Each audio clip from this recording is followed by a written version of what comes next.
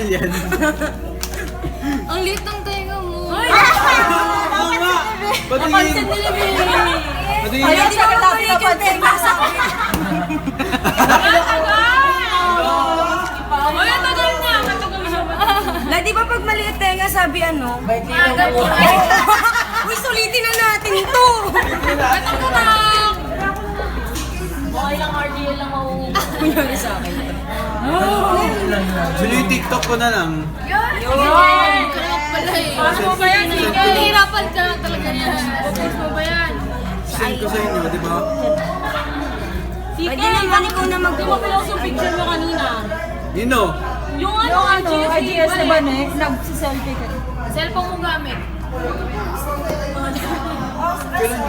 Kanina nag-IGS at iba na. Yung nare-post mo? Yung nare-post mo? Send namin yun kay Ate Pami. Ate Pami. Ate Pami. Alam mo kung sino yung nag-isang following ni Siki sa TikTok? Ako, syempre.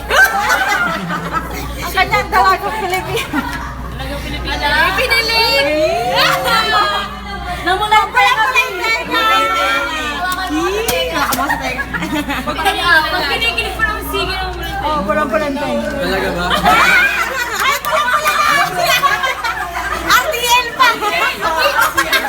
Yung pula na magano na. Sorry po. Kenny! Yung buong katawan niya na pula. Grabe yung pula niya.